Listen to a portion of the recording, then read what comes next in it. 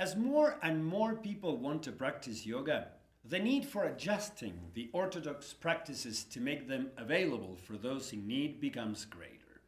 That is the case of my guest tonight, who has adapted the techniques so they can be practiced while sitting on a chair.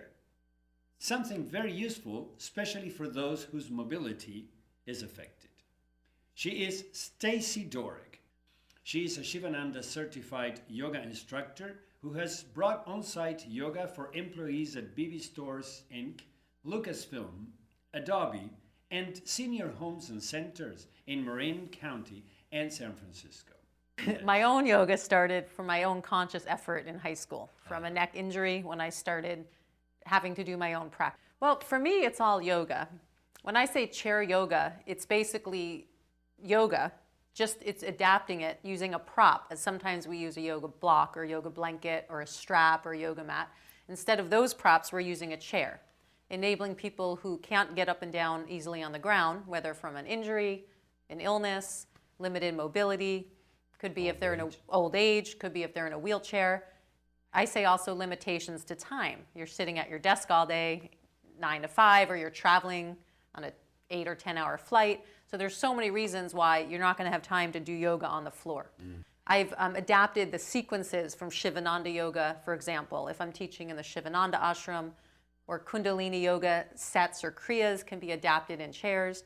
So I've tried to keep the essence of the teachings from lineages that I've learned. I just love the work of sharing chair yoga because I see how it brings yoga to so many people that wouldn't do it otherwise. For seniors, it's very helpful, very useful.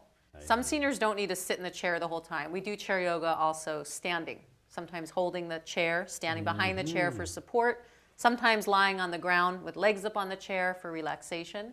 I had a few years after college that I was sitting 9 to 5 at a desk.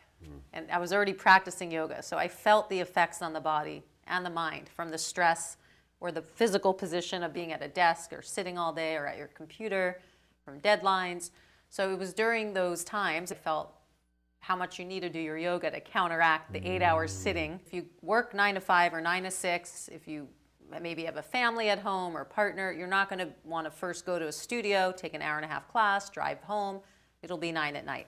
So I do find having it on site enables employees to get their practice in for their mind and their body.